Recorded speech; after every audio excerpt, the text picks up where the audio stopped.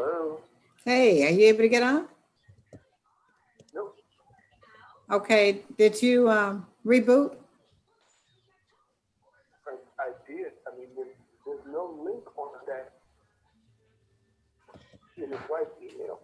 Pastor, should I send my link to him? No, it's just the format. So tell him to start his Zoom, and I'll just give him the numbers to put in.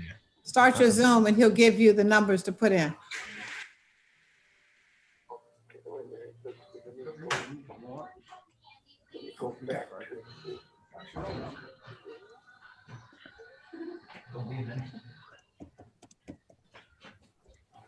yeah, so I have Connect and John FCC closer, but there's no link. Okay, so you want to give him the ID, Pastor? Yeah, give me just a second. Okay. Pastor, you are live. Great. And Benny, can you give Rod the meeting ID and the password? And he'll just type it in. I don't know if I can do that. Yeah, you can. You can. Are you on your phone or are you on? Without the link, without the link, I'm kind of lost. I am. No, you go in where it says personal ID, and then it will give you a passcode. You see 2 boxes. Okay, but where are you talking about? Okay, just sign on to zoom.us. So The ID, Pastor? And then click on join a meeting. Zoom login or Zoom.us. .us. Okay. And then click join a meeting. All right, Pastor Cager, you are now live. At least you should be. Yeah, we're live. And for those of you who are watching, Pastor got a new iPad and somehow messed everything up. So we had to go the long way around. But as soon as we get Rod Wright into the Zoom room, we will start with our road to intelligent voting discussion. And we just got a little bit of a hiccup that we need to get. And so if you are talking him through. Are you in, but you see the personal ID and the passcode? No. Okay, let me do this, Rod. Hold on, Pastor said something. Let me do this.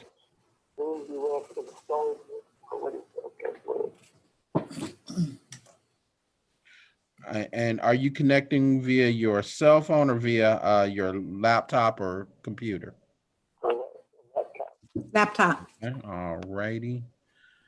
And for those of you who are waiting for the Bible study to start, we would just say, please make use of the chat functions on Facebook and YouTube to ask your questions. And as our presenters make their remarks, we will then share with them. Did you click join a meeting? At the top, it's join a meeting, host a meeting. Click on join a meeting.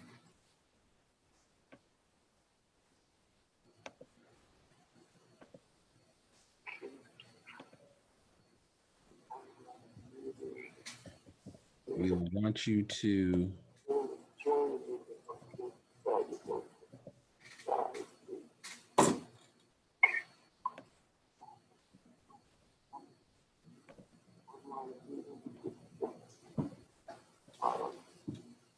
So you got no text at all, Rod, when we sent it?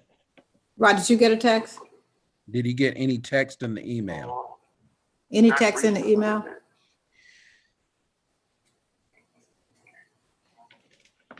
Did you send a second one, Pastor? Oh, I just sent one more. okay, he just sent one more. Something came through. Ding dong. Okay, so when I go to Zoom US, I've got AT&T Conference Solutions, Zoom thousands of products on sale. No, just go back to your email and look at the last one he sent you. Oh, the last email. Yeah, Okay. yeah, he just sent you an email.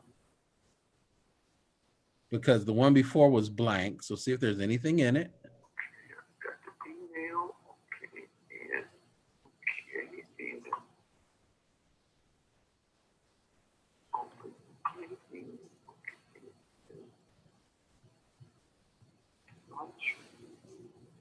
So folks, this is for those of you who are watching.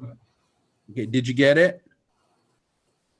I think, okay, please wait. The host will let you in soon. John Cage. Okay, he's on the Okay. outside waiting. Now let me call Benny to let you back in the room. All righty. So Ward, we are almost on the way. All We're right. not This is quite, but won't be we're this hard to get into almost on the heaven. way. Right, there you are.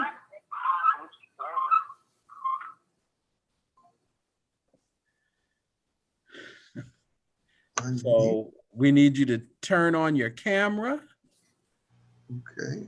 And we're going to go straight to God in prayer. Father, in the name of Jesus, we know that Satan did everything he could to try and stop us from having this Bible study, just like he's doing everything he can to try and stop Black folks from voting. But we are here tonight as witnesses that once again, the devil is a liar and the truth is not in him. And so we ask that you are with us tonight as we go over the important issues that are on the ballot. And more importantly, that we remind our people that all people of faith have a responsibility to speak truth to power. So let the folks of faith speak truth to power at the ballot box, even as our older brothers and sisters and parents and grandparents suffered, bled, and died so that we could get the right to vote. We pledge that we will use the right to vote so that right things will be done in your name. Bless us this evening, and we'll be sure to give you the praise. Amen. Amen. And for those of you who are watching on Facebook and YouTube and Twitter, we want you to know that if you ask your questions on those various platforms, we will then relay them to our two panelists. You know them both, longtime ward members, Commissioner Jackie DuPont Walker, who's in the middle of everything political, locally and internationally and nationally, and Rod Wright, former state senator, who is not only still in all of this, but also is teaching about it too. And we hope to draw from the depths of their knowledge tonight so that when we fill out our ballots, we can fill them out intelligently. I must say, I already turned my ballot in. It's been counted and checked, but that's just because I've been so paranoid with all of the stuff that's going on. I wanted to make sure. In fact, if I could go down at the office and touch it and see the person who handled it, I would have wanted to do that. But for those of you who have not yet voted, vote, vote, vote, vote, vote. There are a number of ballot measures on the ballot, and many of them are written in ways so that they're completely confusing to you. And if you're not up to date on what is truly behind those ballot measures, you may end up voting for the opposite of what you think you're voting for. Mm-hmm. And so we thank Sister Jackie and Brother Rod tonight so that they can give us an in-depth breakdown of what's going on. That being said, let me introduce Sister Jackie DuPont Walker, who will carry the rest of the discussion. Good evening, Ward and friends. As Pastor said, we know that obstacles like the one we experienced tonight are what we may experience between now, these last 13 days before the election. But we know whose we are, and any obstacle that comes our way, we are ready to handle it. I am pleased to be here tonight with Rod Wright. While we've been at Ward together for a long time, Rod and I met in the political arena. And I can think of no one who has studied politics, who has studied policy, who has been engaged in governance in a stronger way, who can be objective, who knows the history of much of our legislation that people now, because of term limits, only understand a little bit of. And so we are fortunate tonight to be here with Rod Wright. When we approached Pastor, he said, absolutely, because a number of people, a number of you were calling saying, what do I do with this ballot? And what we want to do tonight is present to you the pros and cons. And then if you ask us what our opinion is, we'll share it with you, but the pros and cons. And since we've been doing this with other groups, we thought, why not our own church family? And so Ward tonight, thank you for taking the opportunity to listen. I need to share. So let me, you're gonna let me share, Pastor? I'm not the host, so let me ask. Okay. Let me get you hosting privileges, but you Okay, so while we're doing it, I worked in the political arena for approximately 5 years. I knew after those 5 years that I was not ever going to want to be an elected official. I simply want them to return my call in 24 hours because I'm not going to call unless it's important. But what I learned in the process is what it takes to be a public servant. And it takes a lot. It is the glamorous part that we see, but it is the hard work of studying to ensure that the policy you're putting in place will indeed be one of the best things for generations to come. And so, Rod, maybe you share a little bit about your work. Since then, I've gone on to do other things, but those 5 years in a political office where I worked for Assemblywoman Maxine Waters taught me the importance of having good public elected officials. As she said to us, this is not a job, it's a way of life. And so when you come in to serve and serve tirelessly, almost like being a preacher. But they have to put themselves together in terms of the commitment because it is almost a 24/7 position. Rod, on the other hand, in the office, went on to serve honorably in several different roles and to leave a trail of legislation that is still benefiting us. Our own senator, our own friend, our own Rod Wright. I think that says enough, and we're running late, but yeah, politics is a tough business and it's a thankless job because for everything that you do positive, there are people who don't like it. And the battle is always to get things past those people who don't like whatever it is you're doing. So that's part of the challenge, and educating people becomes important and motivating people becomes important. Okay, says I can share.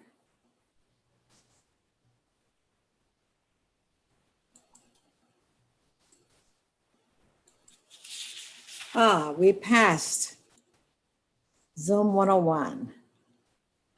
We want to go as far as we can tonight in covering the propositions. We also want to acknowledge there are some measures from the local level. And because close to home, we have someone who is putting themselves up for elected office. We want to talk about the LA Community College District. Rod, in the interest of time, shall we start there? No, go ahead. You've been working on that, so you got a better handle on that than I do. LA Community College Board. So Rod, what is the LA Community College District? The LA Community College District actually is the same geography as the LA Unified School District. As a matter of fact, once upon a time, they were together and then they were separated in about 1968 or 69. The college district has 7 board members, and they vote on the budget and all the other things for the 2-year community colleges. But remember, in community colleges, there are also trade schools. There are a number of other. So let's name some of the schools. What about LA Trade Tech? Schools, in addition to people who go to a 4-year college. Okay. Some of the schools in the LA Community College District, because not every community college is in the LA Community College District, correct? Oh, no, LA has its own. For example, LA City College on Vermont is in the West LA College is one. Valley College is one. Southwest College is one. LA Trade Tech? How did I forget? LA Trade Tech is one. Those 5. East LA? Huh? East LA? East LA, and I said West LA. And so they make up the board primarily. I mean, and to further confuse you, El Camino is not in LA Community College. Santa Monica is not in the, Pasadena is not. Those are all separate community college districts. And by way of history, for those who've been around for a minute, former Assemblywoman Marguerite Archie Hudson served on this board at one point. Former Assemblywoman Gwen Moore served on this board at one point. Angela Reddick served on this board at one point.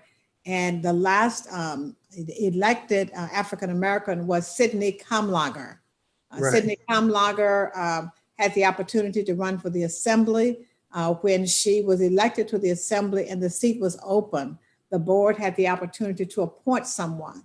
There were a number of persons who applied to be appointed to that seat. Unfortunately, the board did not appoint an African-American or African-American woman on the board. So since Sydney Kamlaga has gone to the assembly, there has not been an African-American serving on the board. Sydney served, I believe, in seat number 3. And in this election, the odd number seats are up. So seats number 1, 3, 5, and 7 are open for election. What you see on the screen are the names of persons that we're just suggesting to you because we know them. There's some research that each one of you should do about the others, but we lift these up because we know them and they've offered themselves for service. So seat number 1, Tori Bailey. Many of you may know her from her work dealing with homeless. She's also a former educator in the community college system and in the public school system in Los Angeles. She is at Holman United Methodist Church. And if you've ever done the homeless count in January, she coordinates a number of the South LA sites for that. And so Tori Bailey, someone we know, someone who's been in the trenches, someone who's been passionate about what happens to African Americans, especially those people who need an advocate, has offered herself for public service in seat number 1. There are others. We left up Tori because you know her. Jerry Anderson. Well, we call him as Reverend Gerald, Pastor Gerald. That's Jerry Anderson. You know that he comes with a passion and a desire to serve, that he serves as an adjunct instructor in the community college system, in addition to his expertise in the financial world. And so he offers himself for seat number 3, our own Gerald Anderson. In seat number 5, we just learned a lot about this gentleman, Scott Slopskin. He is actually serving now. He is apparently one of those who did vote for an African-American to serve in seat 3 when it was vacant. And since no one was selected, he has very often stood for the interests of African-American students and faculty and curricula to make sure that that perspective was represented. For some reason, the money folk who are supporting are not supporting him. And it's really confusing because they've given money to an African-American female to sit in that seat. But Scott Slopskin has been lifted to us by people who track and follow the community college board as someone who has been an advocate when he didn't have to. And so we lift that name to you. Seat number 7 has a number of people that you may have seen on the ballot a very long time. There's someone on there who I think ran when Marguerite Archie Hudson was here and is coming back. There is an incumbent there. It's kind of unknown about what the issues are there. I think the difference is, and Rod, you can jump in on this, although there is a seat number, do they have districts? Rod? I believe they have seat numbers, but not districts. So everyone is elected for a seat, but they serve at large. They all run at large. Okay, they run at large. So it really is a kind of expensive race when you have to run over that entire. Go ahead, Rod. Right. When you have to run over the entire district, it makes it a little bit expensive. They run at large. Okay, so understand that you may get a lot of mail and you may get some slates that have names on it. And in order to be in those places, it costs money. So remember the people often who want to serve who don't have that kind of financial backing, because then we become the persons who tell their story. So if you choose to, and I hope you do, because we need good leaders, tell the story of the people you know who are on the ballot and urge others to support them. So we lift this for the LA Community College Board seat, and you will see that on your ballot. Next, we have 2 local measures. Measure RR, and there should be LAUSD, not DS, a school measure. That's Measure RR that you will see on your ballot. And this is dealing with school upgrades and safety issues. So it really says $7 billion in bonds needs to be put out in order to bring our schools up to standard. So they're the old issues of the schools with asbestos and a ventilation system that is not up to COVID-19 standards. Those that need other kinds of upgrades in their safety on stairs and other things, that needs to happen. And so the $7 billion would make sure that that happens. Now we've learned, and so there's a citizens oversight body that's put in place so that the money is spent as it is intended by those who are voting. And finally, there is a stipulation that no money can be spent on salaries. There's a feeling that too often that the monies that were put in place to benefit the students went to salaries. And while salaries are absolutely needed, none of these funds, if we vote yes and approve this measure, could go for salaries. That's Measure RR on your ballot. And then there's Measure J. Rod, do you want to take this one?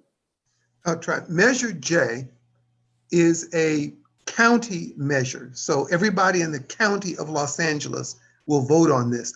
And what it says is that after the county does its budget for all the things that are mandated, that 10% of the unencumbered funds will be used for special services like homeless and health and other kinds of issues. So Okay.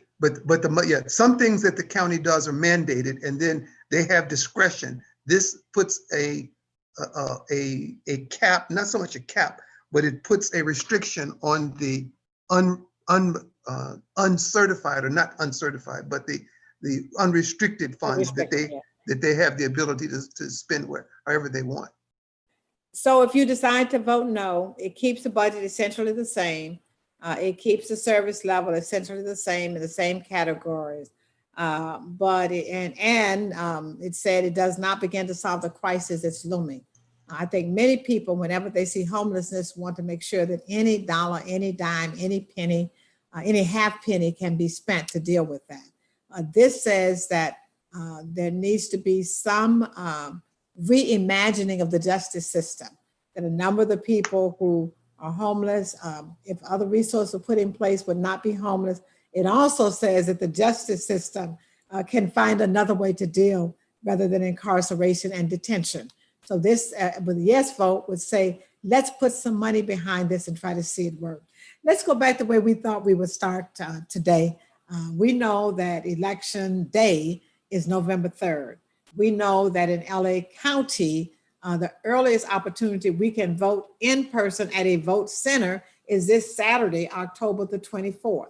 So there'll be some centers that will be open 10 days.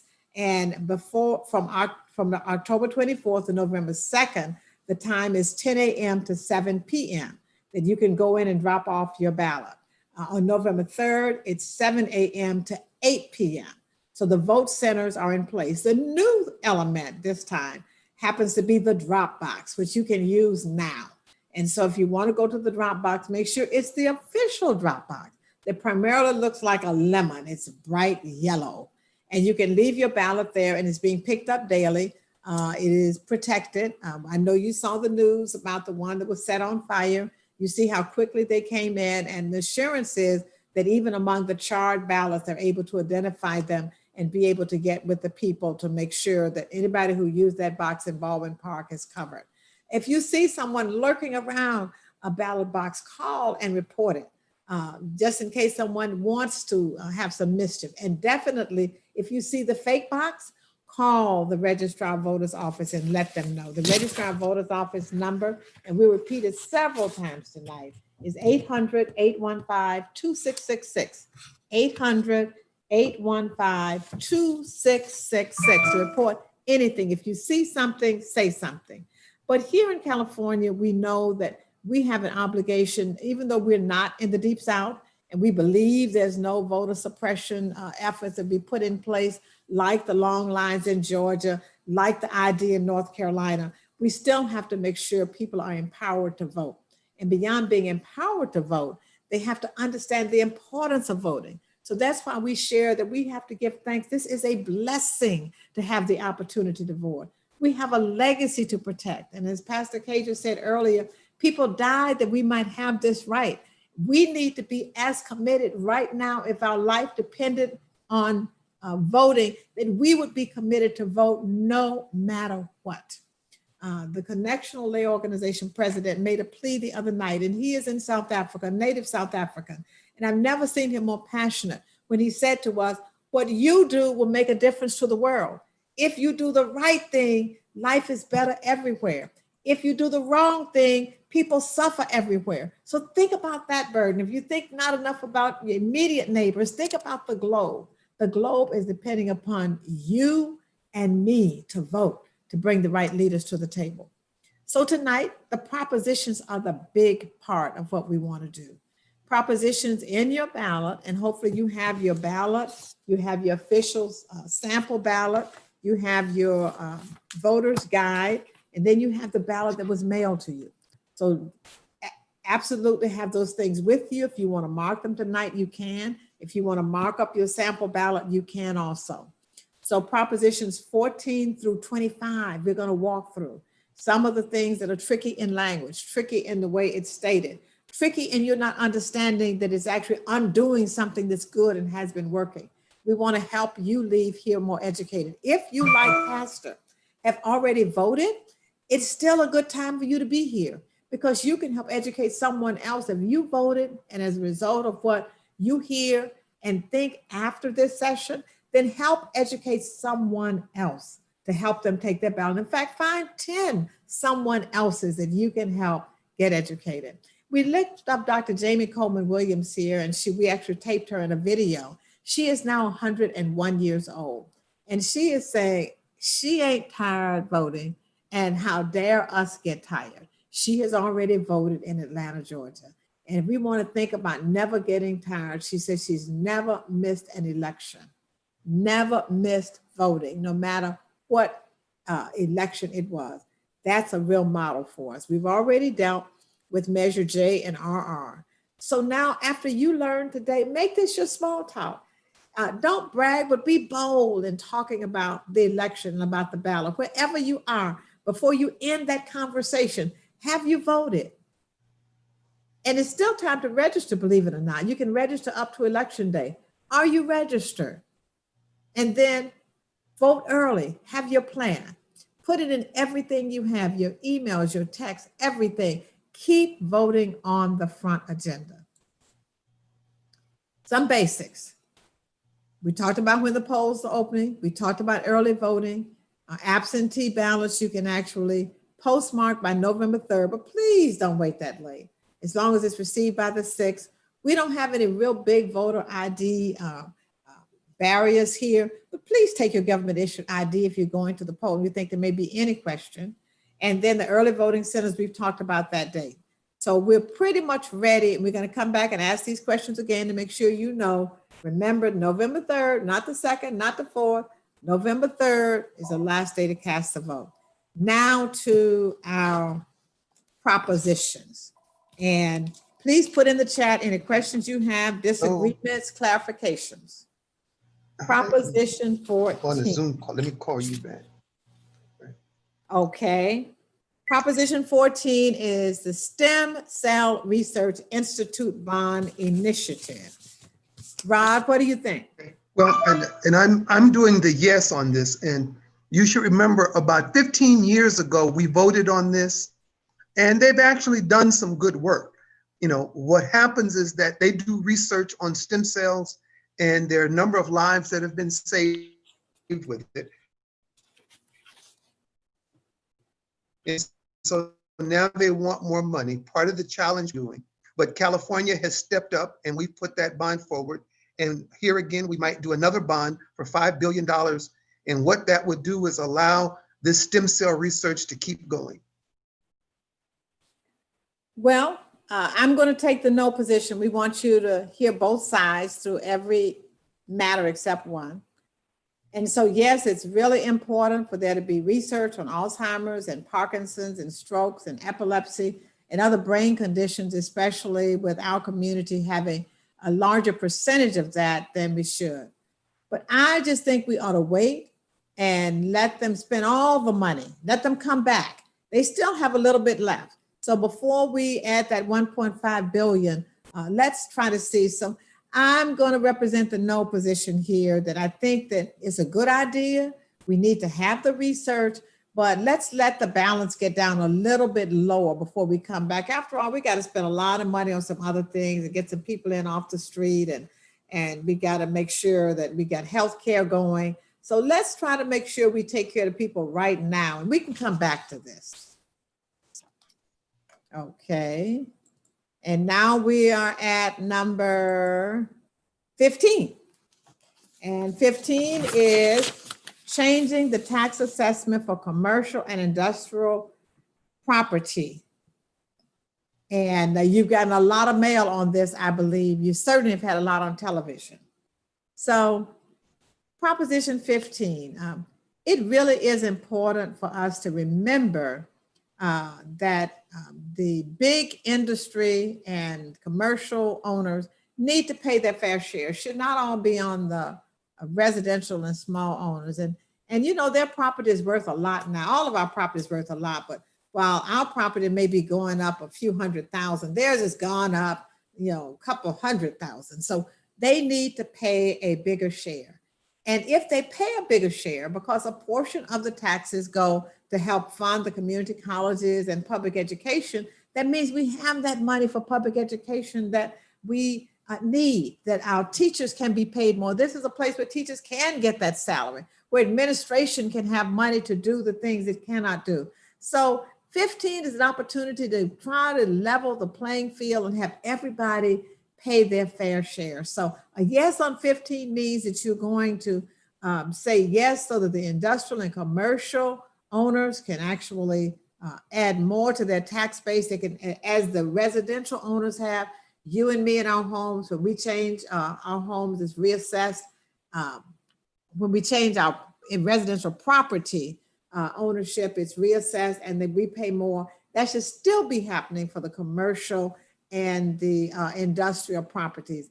And the benefit is that public education, our community colleges can have a little bit more money. It says here, 60% of the increase as a result of taxes would go to local government and 40% would go to the educational institutions. So just think about a yes vote on 15. Okay, and I'm taking the no side of this, and I'll be brief. You know, if you don't want to pay more taxes out of your pocket, because understand, businesses don't pay taxes. You pay taxes when you buy the product from the business.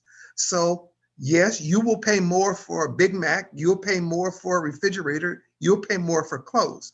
So if you're not prepared to pay more money yourself, then understand that you're the one that this money is coming from.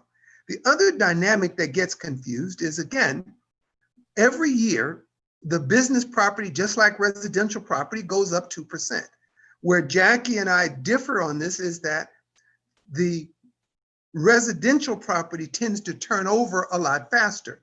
One of the things in the way property tax works is that your property tax is 1% of the most recent sale price.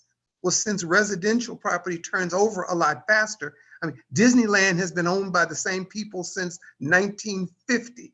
Well, they're still paying 2% a year more because that's a 2% increase that's allowed. But you have to understand that, again, if you start raising the price on those businesses, then they'll raise the price on you. The other dynamic is that things like haircuts and beauty shops, a lot of them are existing in strip malls. And again, if the property tax is raised, then that means you'll pay more for a haircut. The decision for you is not whether or not the business and industrial people should pay more. The question is, do you want to pay more? Because if you don't want to pay more, then this is not the thing for you. This money is coming out of your pocket. It's not coming out of their pocket. And a disclaimer again, Rod and I presenting the two opinions, yes and no. If you want to know our recommendations, we'll have that at the end upon request. But just so you can think about what's been presented to you, yes and no on 15, changing tax assessment. And you see the key points here that are presented, and we'll have that available afterwards. Now we're at 16.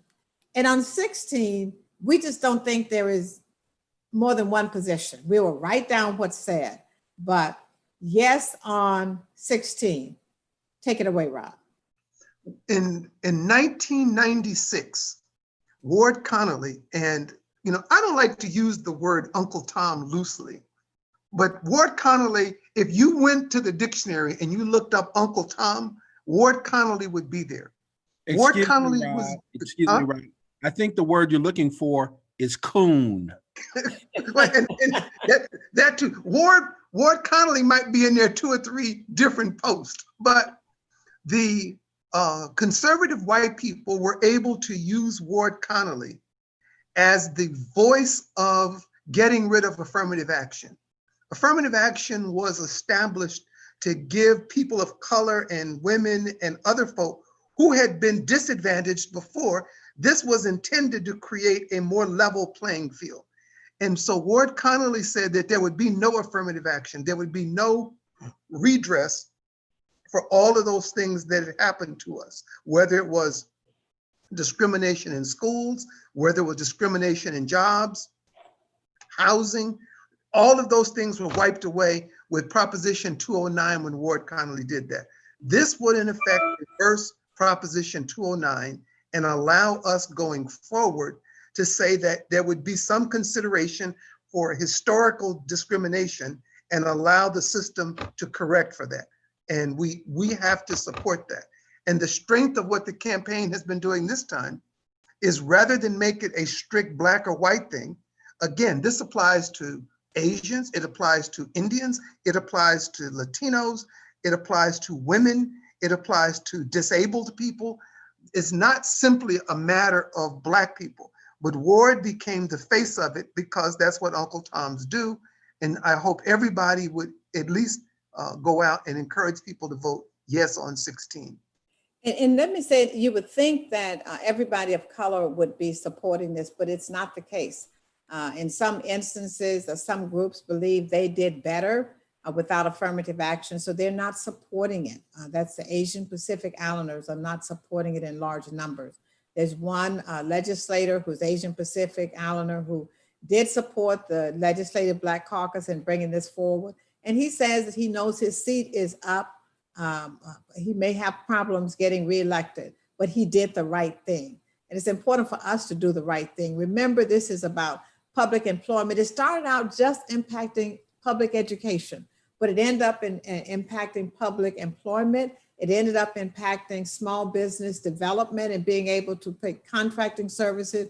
Ward Connolly went on the road to other states, showing them how they could rid of affirmative action. It is very important. We know that the paint job does not always tell the story about where one is coming from. And so this is an opportunity after all of these years to reverse it, because we have seen opportunities for small and minority contractors just go down the tubes. And so we're back worse than we were before affirmative action. So this is an opportunity to come back. You don't see a lot of mail about it. It's important. The campaign doesn't have a lot of money. So we must become the ones saying it. And yes, it is absolutely needed to correct the wrong and ill.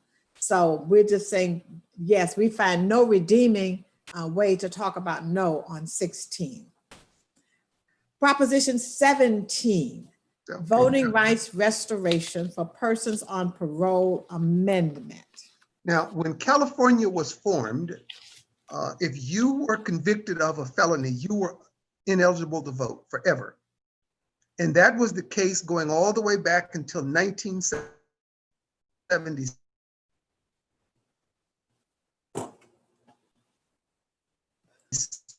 In 1976, you could go ahead and vote.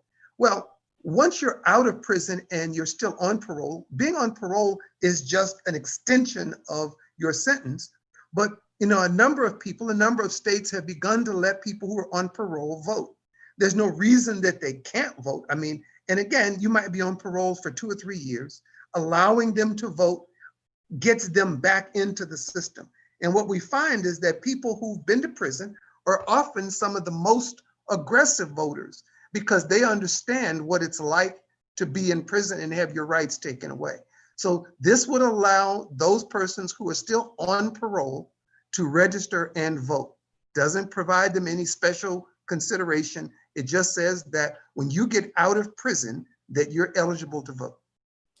Now, the people who think this is not a good idea say that there's a reason that you have to complete parole, that when you're in, someone else has control. When you're out, we still need to test and be sure you're ready to come back fully as a citizen. So they believe that you have to wait and complete your parole to show that you can come out and deal with the temptations of life and still be a good citizen before you can vote again. So listen, there's nothing wrong with the way we have it now. In fact, California kind of leads the country. And the fact that there are 2 other states who believe like we do means we're probably onto something good. It doesn't matter that 19 states no longer require you to do that. And 2 states allow you to vote while you're in prison. California thinks it has it right. And so the people who say no said, less is not broken, let's not fix it. So let's make sure that you not only do you finish your term incarcerated, but you come out and complete parole. So yes says, once you come out, you're ready to be restored, and let's get on with everything in life, including voting. And no says, no, you still got some dues to pay. Proposition 17, voting rights restoration for those people on parole. Proposition 18, primary voting for 17 years old. Now, this only talks about the people who will be 18 by election day. And we know that right now we're pre-registering young people starting at age 16. They pre-register. When they're 18, they're ready to vote. But it still doesn't allow them to vote until they're actually 18. So let's say I'm not 18 by November 3rd of this year. The next substantial election that I'm going to vote on is 2 years from now. So now I've wasted 2 years, but I'm trying to teach you and get you ready to be a participating citizen. So I believe, and a number of people believe who put this on the ballot, that we should join the 18 other states plus the District of Columbia, who are already allowing people who will be 18 by election day to register by the deadline. Now, this probably has no consequence if in fact you can register without provisional status all the way up to election day, but California still has a deadline and provisional status. So we believe it is the right thing to do, since we've started with pre-registration, to allow those young people who will be 18 by election day to be able to cast their ballot on election day, their first time casting their ballot. You know, unfortunately, you know, we have a lot of things where we have an age limit. So, I mean, we could say you should be able to buy alcohol, because if you're going to be 21 by December, maybe in April, you should be able to go take a drink. I mean, there's a reason that we drew the line at 18. It used to be 21, and we moved the line from 21 to 18. And that was done largely because we looked at the world and said, we're drafting 18-year-olds into the service to give their lives, and now we won't let them vote. Well, again, I think the challenge is that you have a date, 21 or 18 as in this case, to drink. And our challenge is that we have to allow people who are waiting, you know, to vote. Hopefully they'll get excited, and on that 18th birthday, they'll go out and get it done. Okay, Proposition 18, primary to vote. Proposition 19 is coming up. Proposition 19, you've heard a lot about. Property tax transfer exemption. Well, those people who say yes on this believe that eligible homeowners should be able to transfer the assessment on their property more expensive homes. So it supports upward adjustment. So if you're eligible for that and now you can't do more expensive homes, that's unfair. So we believe you should be able to start from your cottage, your first-time home buyer, and be able to continue to improve and move up. And so once the home is more expensive, we think it's unfair to change that assessment. So we want to make sure that that can happen. A yes vote will allow that to happen. Right now, if you persons 55 and over or those with disabilities can transfer their tax assessment only one time. If you vote yes on this, that tax assessment will not just be one time, but 3 times they can transfer that. Again, however, you have to make an adjustment, 55 and older or disability, in order to be comfortable and be able to stay at home. This gives that opportunity if you want to take advantage of it. This also says that it's really only fair to do it if it's the principal residence. So if I inherited the property, if I make it my principal residence, I should be able to take advantage of the continued assessment at the same level. However, if I don't stay there, it really is income property. So it should be reassessed so we can help make more dollars for the services that we need. So this is some good things, but the reassessment is something we believe is fair. If you're not going to live in the home that you inherit from your parent or your grandparent or your godmother or godfather, you really should, in all fairness, have it reassessed. And finally, these additional dollars that we get from this assessment can really help us fight these wildfires. It will be designated so that the wildfire agencies and counties that are spending more money than they ever thought they could with larger fires that take longer would have additional resources. They're able to keep their equipment up to date to keep all of us safe. We never know where the fires are going when they start, but we want to make sure we can also properly manage the forest areas. This would be additional dollars for that. So yes, this property tax transfer exemption, we believe to be fair. It gives other opportunities for the homeowner.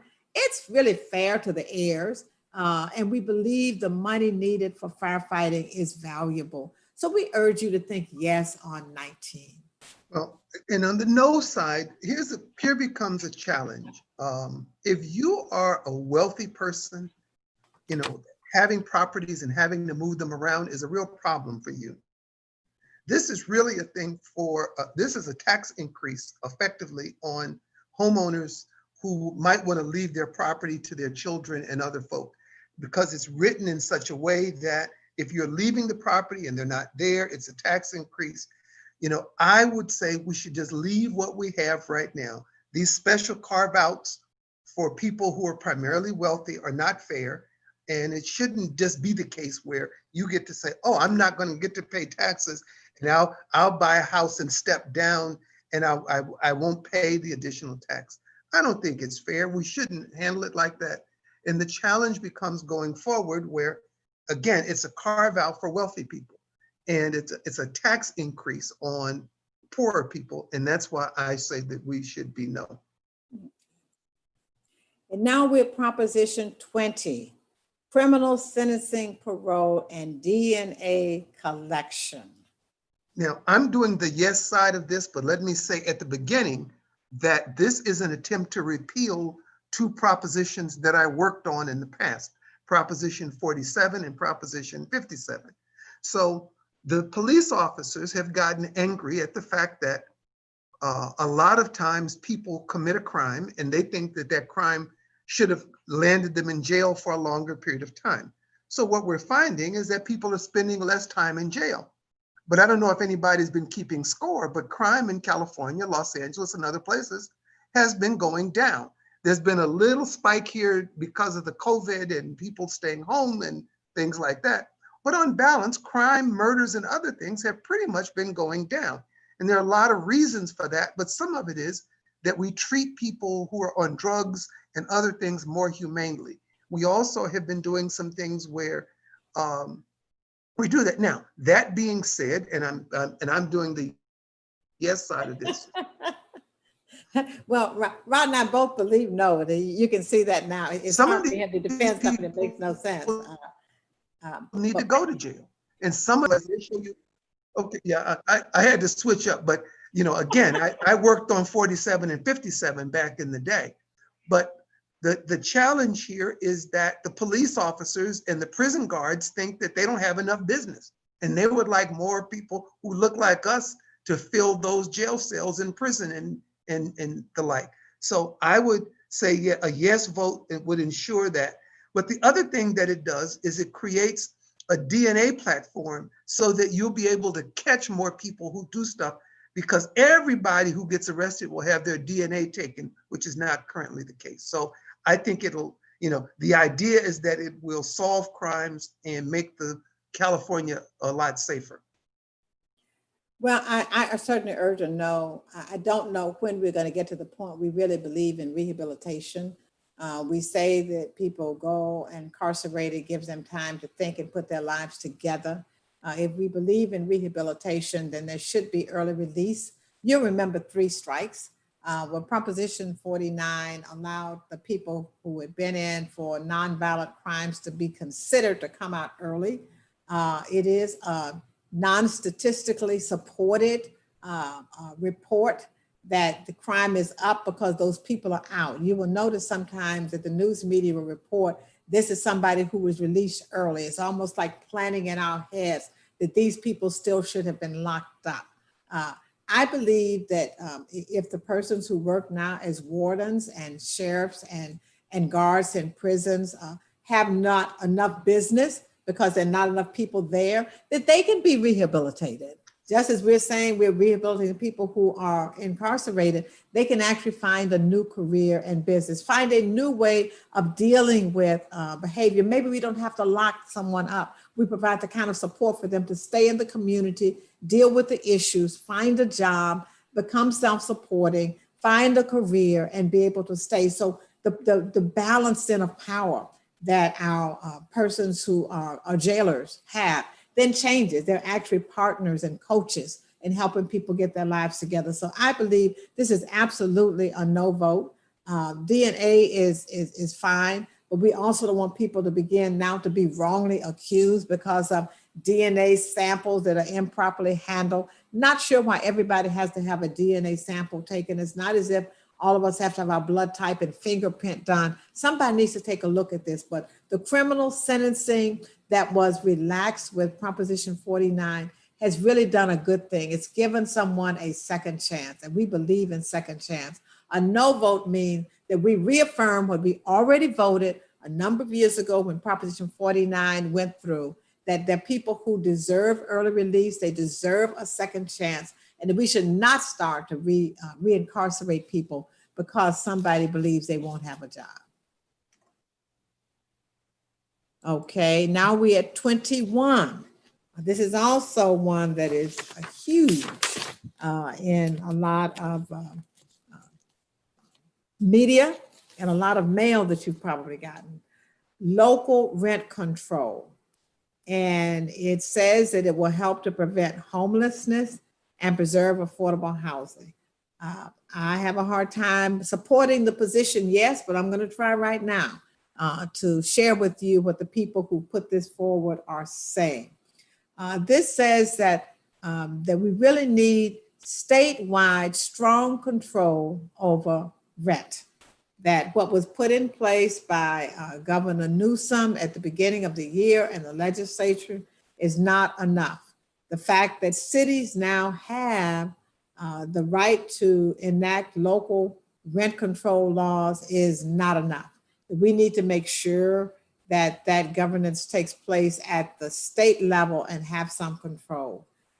This is absolutely coming back to the voters because you didn't get it the last time it was here in 2018. So we're bringing it back because now you've had a chance to think about it and see how many more people are homeless and how many more people need housing and can't afford it. So we're giving you one more chance to vote yes on 21 so that we can ensure affordable housing because there'll be more money out there to create affordable housing. Just extremely important. And we're going to protect the small property owner. We're not going to make it hard for them. If they own no more than 2 homes, and we're going to try to help them not be taxed like the big landowners and property owners. We believe that it is time now to try to make every piece of real estate that we can subject to rent control. And that way the greedy owners and landlords won't take advantage of the people who need to have rent control at the state level in order to ensure they can afford to live.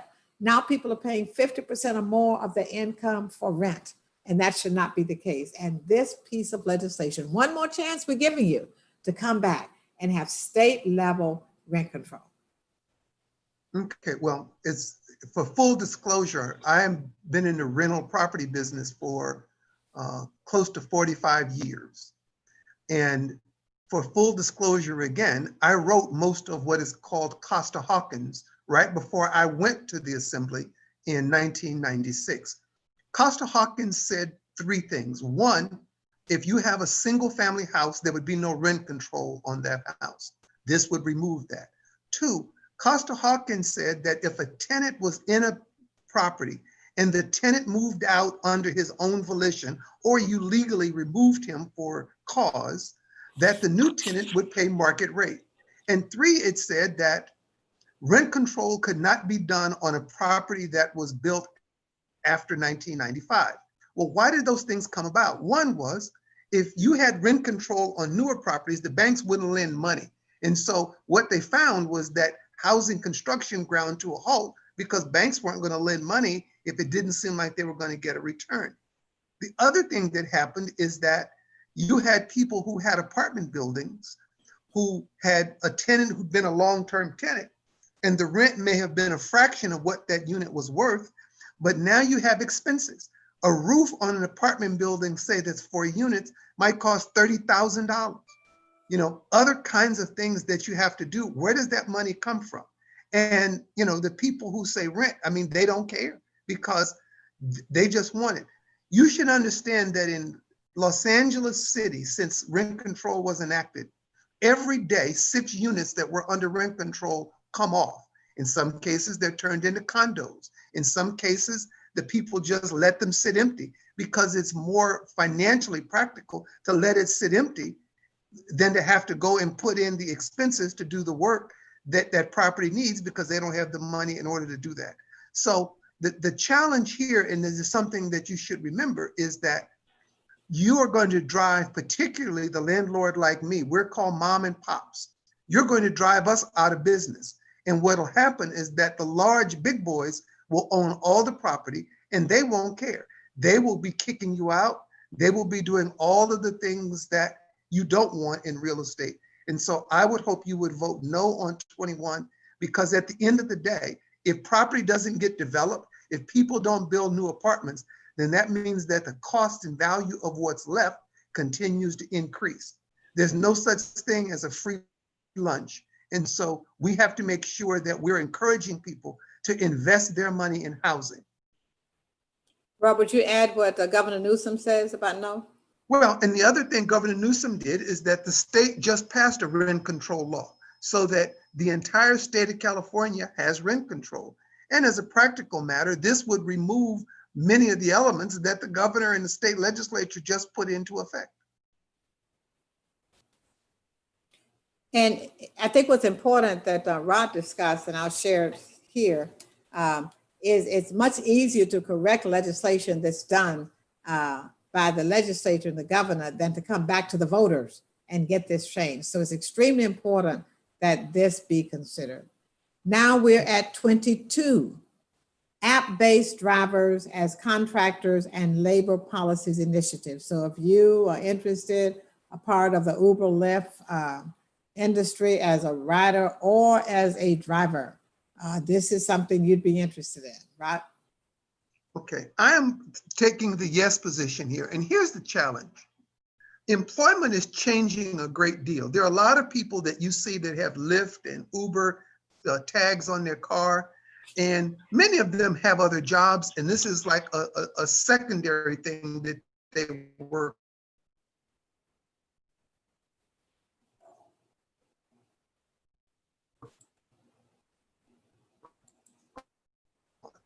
And so that has been provided by Uber, Lyft, and some people only work 4 or 5 hours a week. Some people work 45 or 50. It all depends on what works for you. And so what you have are people who want to make Uber just like any other employer. It's not like any other employer. The idea was that you would be allowed to work at your own pace. There are a lot of people who have full-time jobs, and Uber provides a good means of having a second job. There are probably 150 or so thousand people who work at gig employment right now. And what you'll find is that in the Uber, Lyft, and DoorDash kinds of things, that 2/3 of those people would be out because those companies couldn't afford to pay all those benefits to the bigger group. So this was never intended to be the job that someone would get that would make them, make them whole. This is a job that's a secondary job. Or if you lose your job, it provides you a bridge. It was not intended to supplement or take away from people who have full-time regular employment. This would effectively get rid of Lyft and Uber in our community in California. I don't think people want that. I say we vote yes, because what they have done is they've now drafted their own program that provides a lot of benefits. And the benefits that they provide are, they're not as good as if you were working for them full time, but it's a whole lot better than nothing. But again, they consider their workforce to be people who have other employment, and this is a secondary employment. Well, a no vote on this one actually overturns a California Assembly bill. And remember, I just talked on the last one about correcting and it's a piece of legislation being easy to coming back as a proposition for the voters. But Assembly Bill 5 that passed in 2019 and was signed into law gave rideshare companies like Uber and Lyft and DoorDash with deliveries responsibility for driver benefits.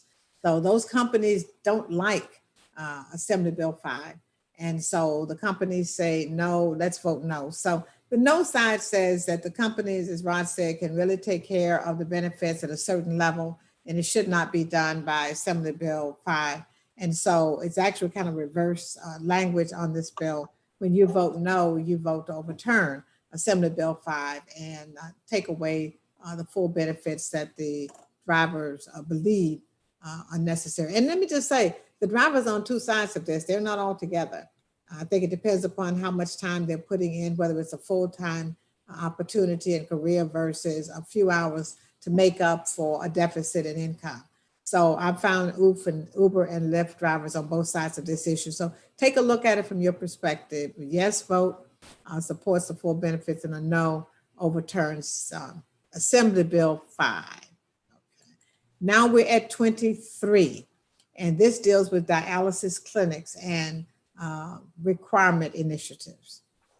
So once again, here what you have is people who work in dialysis clinics would like to get more money and would like to be in the position of being able to have more control over the industry. So this is the third go round for this, where they've attempted to put more regulations on dialysis units. Dialysis units really came about because it created a business that took this out of hospitals and emergency rooms where it was tremendously expensive. So the idea of having these clinics that we have in our community, it brought down cost. It made it much more practical for many of us to, to go forward. Now, that being said, and here I am doing the no side. So you have people. Oh, you're doing the yes side. I'm sorry. So you have people in this instance here, pardon me. So you have people in this instance who say, these people are making money, there's employers, and we would like to get more money. We would like more regulation. We would like to make them put more doctors in and a number of things. Again, if there was a case where, you had people who were dying in these facilities or infections were rampant, again, you have infections and you have people who die at Cedars-Sinai Hospital. Medical treatment is one of those things that it's a science. And, every time you're trying something, there's a risk that's involved with it. But if you vote for this, what will happen is that many of the clinics that exist in our community are, and again, I'm you can tell Ron is not for this. switching sides, and I'm sorry about that, Jay. So the idea here is that people would be better trained. Yeah, the people would be better trained, and as they would be better trained, you'd get better service, and it would be less risk averse. You wouldn't have as many infections and deaths that occur in dialysis units. Let me say this is one of the most controversial on the ballot. And again, as Rod said, this is the third time out. The last time it was on the ballot, it had many more restrictions on it.